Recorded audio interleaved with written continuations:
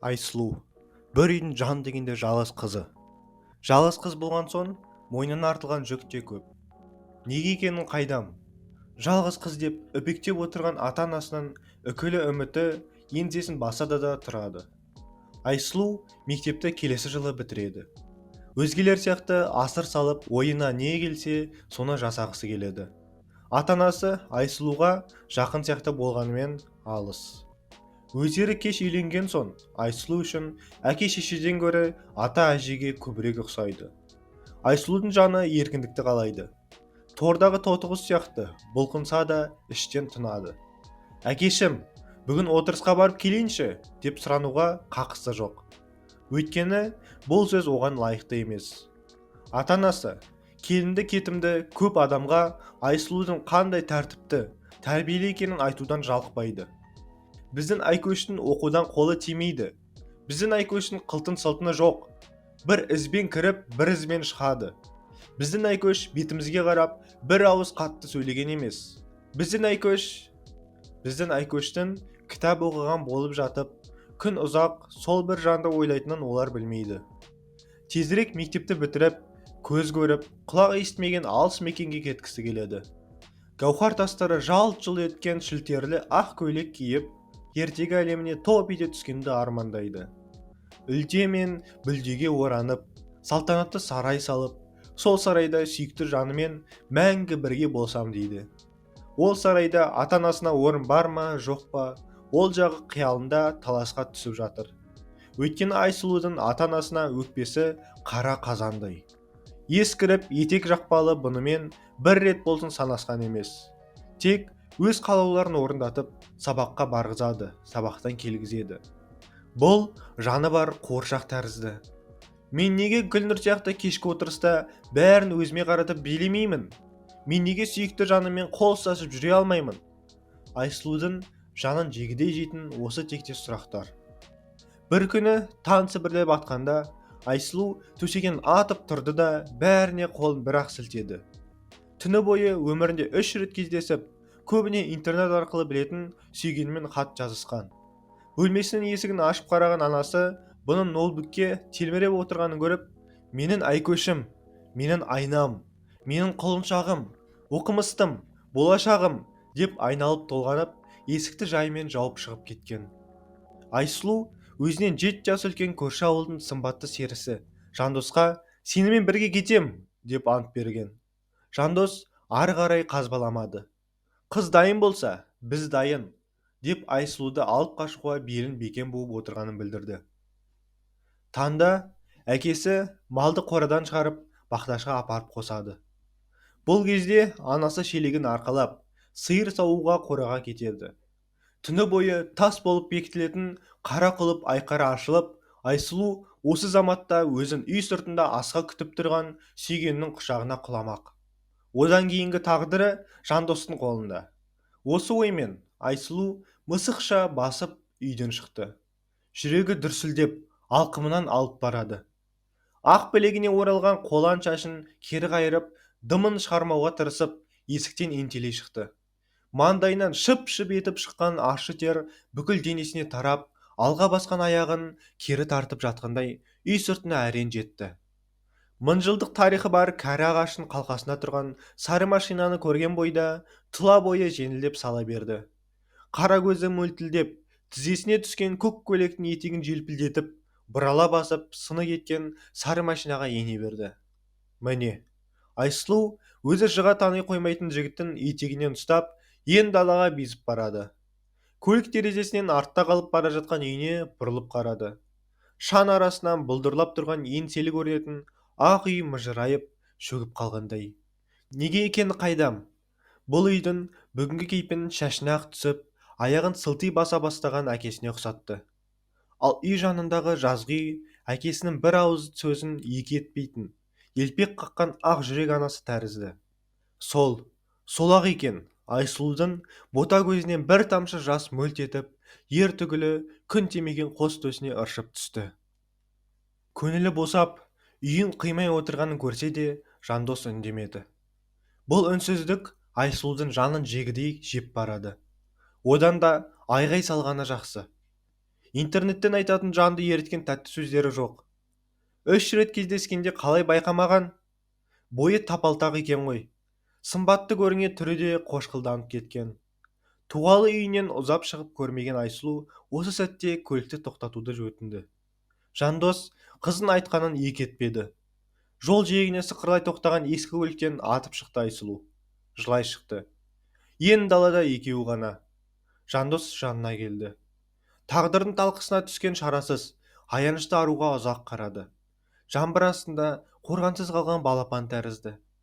Осы кезде барып, сауық қуған Жандос не қадамға барғанын түсінгендей болды. Бұл менің мәңгілік жарым ба? Деп өз-өзінен сұрады.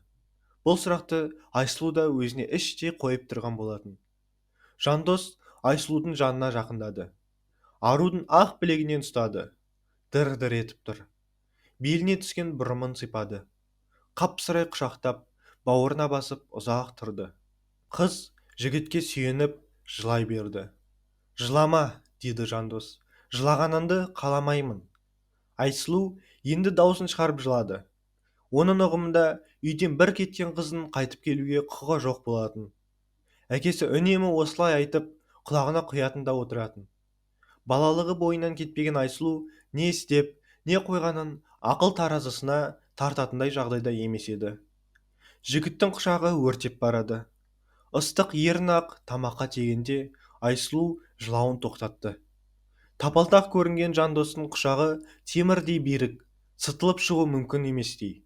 Бұл құшақтан Айсұлу бірнеше жылға есейіп шықты. Сары машина күңірене қозғалды.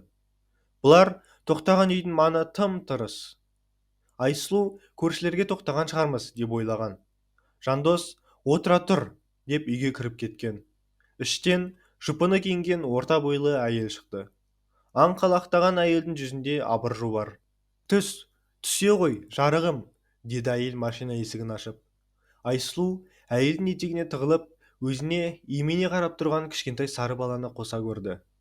Бұдан кейінгі оқиғалар өн мен түстің арасында өткендей, бірі есінде, бірі есінде жоқ. Ішке кіріп келгеннен ақ көзге ұрған кедейлік Айсұлудың еңсесін көтертпеді. Төмен қараған күйі бір нүктеге қадалып отырды да қойды.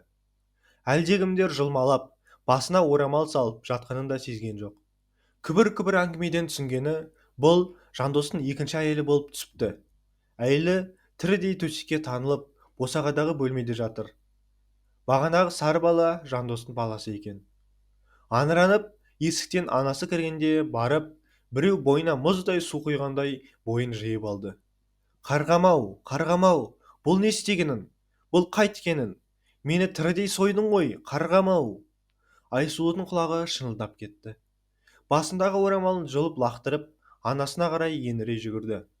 Апа, кешірші, апа, алып кетші мені, апа. Ана мен қызы қосыла жылады. Жиылған көрші қолан бұл көрініске әрі қызықтай, әрі аяй қарады. Анасы өзімен бірге ерте кетер деп ойлаған. Қателесіпті, бұл жолы да. Ертеңінде тойдың ырымы жасалды. Өз қиялындағыдай гауһар тасты ақ көйлек кимеді.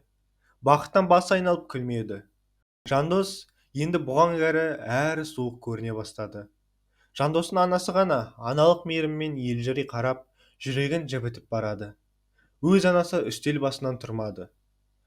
Қарбалас біткен соң бақса, бұл үйде Жандос, бірінші әйелі, баласы, Жандостың анасы, өзімен қосқанда 5 адам бар екен.